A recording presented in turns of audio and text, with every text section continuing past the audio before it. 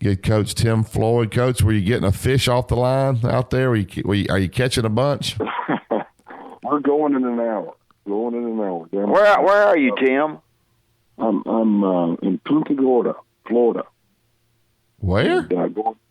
Punta Gorda. It's south of Bradenton. Oh, yeah. A little north of Naples. Okay. So it's saltwater fishing you're doing?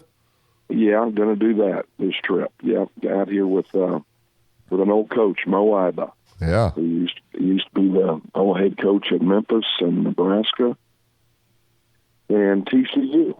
So we're just talking about old times. We have some mutual ties to the University of Texas at El Paso. Mo was the assistant at Texas Western when they won the national title back in 1966. So yeah, I remember that.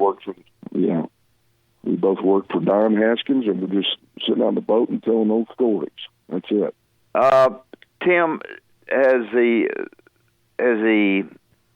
NCAA acted too quick because of the NBA deciding to cancel the season? They're involved a lot more money per player. Did they not? Or were they better off just pushing it a while to see what happens? I know golf is over with now until to Augusta, or were they went ahead and canceled everything? We went into baseball and softball. Are they acting too quick? Well, I'm not a doctor, so I don't know, and I think there's a lot that they know that we don't know, obviously, because when you look at it, there's so much money at stake, so many lives at stake, so much branding at stake, so many decisions that have already been made, and so much work that's gone into all of these events that you have to trust and believe that they understand that this containment phase is critical and really important, and that we should all be taking it very seriously. I was up early this morning and reading, like all of us are doing right now. I'm trying to get as much information as we can. And they just said that this containment phase that we're in right now is critical, that they feel like we may be a week removed from where Italy was, and they're into the serious containment phase, but then also just treatment phase. But, you can read all this stuff, and it terrifies you. And I think that what they have done is alarm everybody, and all families are going through the same thing. Everybody's worried, like these administrators obviously were. But I can't say or place blame. You get it on one team. That's where you are. And then I was reading last night that there was an official, a referee that worked the Drexel first-round game in the Colonial Conference that was impacted. Well, those guys, those referees eat together and travel together, and when they're in those conference tournaments, they all are getting together and visiting. There's probably 15 guys working the tournament, and they're all eating the night before and talking about their games, and it's not unlike what happened at Utah. Gobert gets affected, then Donovan Mitchell. So, and then you have those guys working the games and talking to administrators. So, it's just on and on and on. And probably if this is as serious as they say it can be to the elderly, then maybe we all have to pay attention, right? I know I do. I'm in that category. Well, I was talking to Mo this morning. Mo's 80. Yeah. And I said, well, Mo, you've always heard somebody gets 80 and up, and it's just one event, and you're gone, And so I said, we got to watch it.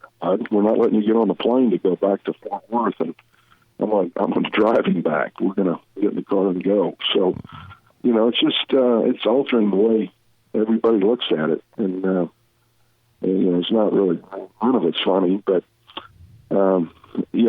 like I was looking this morning, I guess you guys have not had one case yet in the state of Alabama, anywhere. No, we haven't. One of the 4 states. Why is college basketball different this year than if it is? Why is it, we talk about so many teams have an opportunity to win the NCAA. Occasionally we'll talk about 10 teams, 8 teams, or something, but we under the we don't know who would have won it had that we played, and I couldn't put my finger on why that is. Whether it's numbers on scholarships, whether it's officiating, whether it's the 3-point line being moved back. Is there any reason for this? Well, I think you just look at the Blue Bloods and you say, well, gosh, Duke looks vulnerable. They lost Stephen F. Austin, and North Carolina, we know they're vulnerable. That's a good point. Michigan State, they got a good guard, Cassius Winston, but man, they lost a lot of games early and lost quite a few in their league. And Kentucky, gosh, they lost to Evansville early.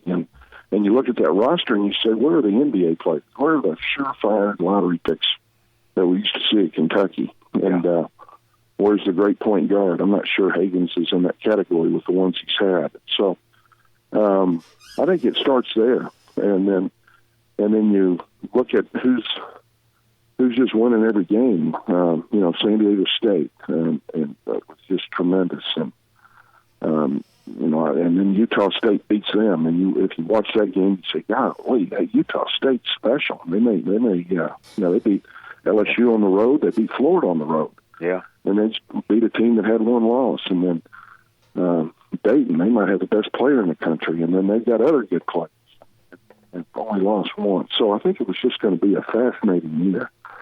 And, the team that was up there at the top was Baylor, who won at Kansas.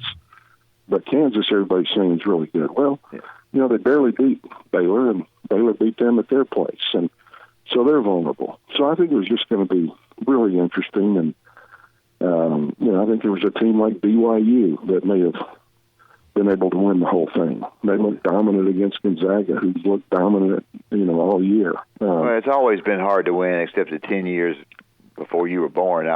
When I watched UCLA win it 10 years in a row. I hadn't been able to figure that one out yet. But, a one-and-done deal, you can play a bad basketball game. It's very easy to do so. You can coach a team, and they cannot play very well, then you're out. Where you go to NBA, it's best out of 7. You got another shot if you play that opening game poorly. You play that opening game in NCAA, it's 88 and out the gate. So that's right. It's. I think people don't realize that. I got to a certain spot with our teams and never could get by that spot, and it just frustrates the crap out of you. Let me ask you this, Wimp, while you're on there. What was your best win in the NCAA tournament? Your most memorable, and then what was your most memorable loss? Oh, I don't know. Maybe Loyola Marymount was the most memorable loss. I thought I was playing the correct way, and they'd scored 133 the night before, or 2 nights before, against Michigan. Oh, my best win. I don't know. One of the best wins I had was when we beat Stanford. Actually, the last win I had. Stanford was really, really good. We played them in Cincinnati and beat them. I don't know. I can't remember. We had I don't know. That's a darn good question, and I can't remember back who our best win was. We had some good ones. Yeah. But I don't remember. Really. I remember an Alabama loss to. It was a tough one. Was to South Alabama, wasn't it? Did South Alabama beat Alabama one year? Oh yeah. South Alabama beat us in the Omni in Atlanta. Yeah, that's terrible. And you're talking to the guy that's responsible for that. I didn't do a good job in that game. I should have jumped the officials' butt from day one and stayed on because it was. And I didn't. Yeah, well, I'll tell you what, there were a lot of great wins too. A lot of great wins, and we had some good wins. It just there every single year is on. You got to the finals of that SEC tournament. I want to say something like 9 or 10 times. Well, we got there a bunch. We just, I don't know. It just never could get quite over the hump where we need to be. But that's where it goes. Barry, go ahead. Tim Floyd, you probably be the best one to answer this. You had a lot of people criticizing the NCAA. I think some of it fair, some of it unfair. But they're talking about the NBA, like they've got leadership. It went down, boom. We're suspending the season. So they got one guy kind of over that, where with the NCAA, there's nobody really over basketball. So the tournaments, some were canceling. The Big East, they were playing. They played the first half of a game. So, you know, does the NCAA need to have a leader there that's just over basketball that can shoot down to all the conferences and say, hey, this is what we're doing, especially in a situation yesterday, because it looked like it just looked unorganized, in my opinion. Right. I think everybody's looking for direction right now. And, you know, I think that, you know, what I would have loved to have seen, but what do I know is what baseball did. Baseball said, we're going to push this thing back 2 weeks to April 15th before we start our season. Who knows what this is going to look like in 30 days? Yeah, now maybe the logistics aren't possible in college basketball because you have 8 different venues and those arenas get booked.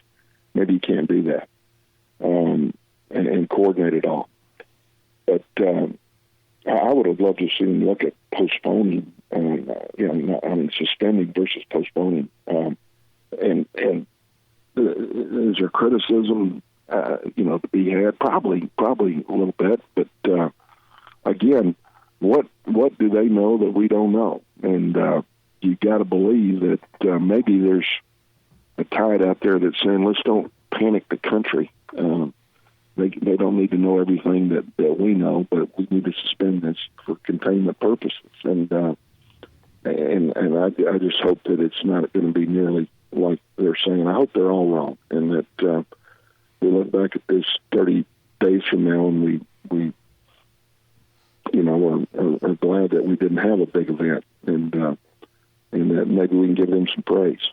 But again, I'm not a doctor, and I'm like everybody else in the world. I know that there's a lot of coaches, a lot of kids that had a lot of dreams this time of the year.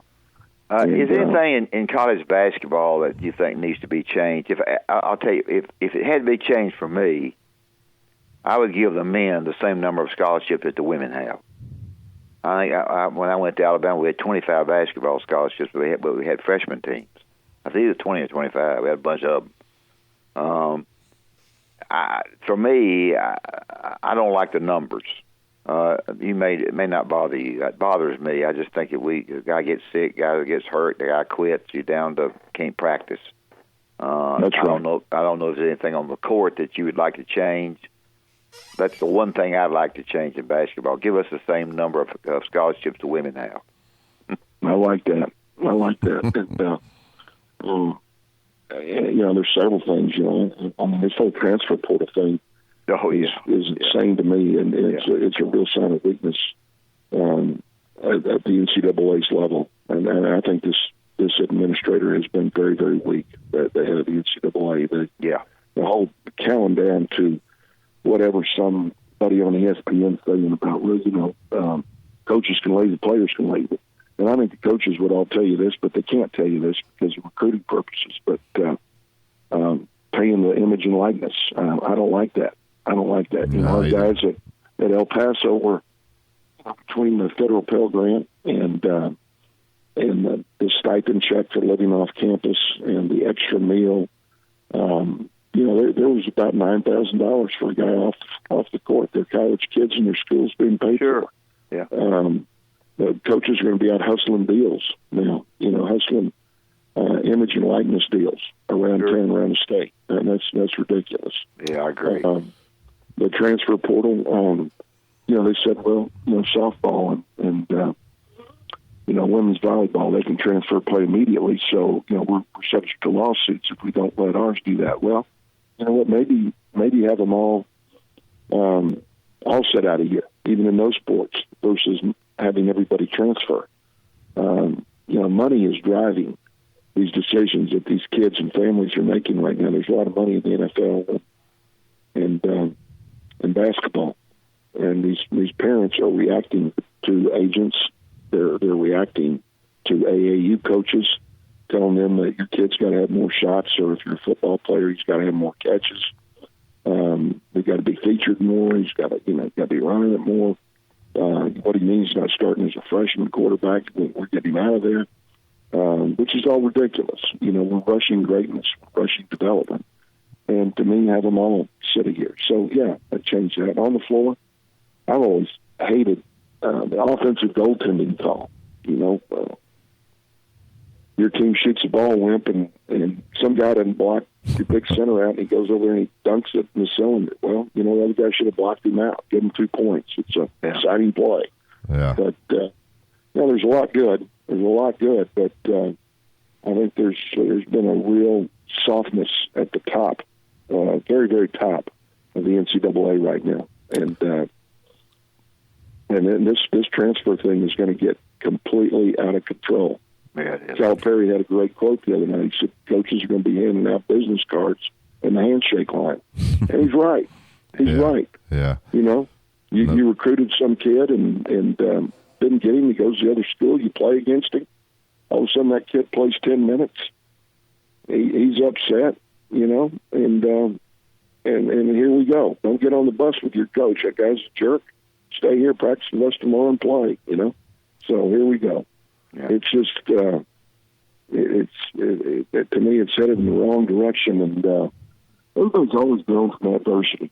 Everybody's always grown from a little bit. You go through a little bit, and you learn, and that's how kids learn, and that's how grown-ups learn. Everybody, and we're just saying, hey, you got a problem? Quit, leave, go, and that's where it is. So. Anyhow. Well, Coach, good luck today on the out fishing. I'm glad you don't have Dad with you because you wouldn't catch any fish. So have a great day out there on the fish. Thanks for your time. Thanks so much. I really do appreciate it. Thank you. Thank you. All right, guys.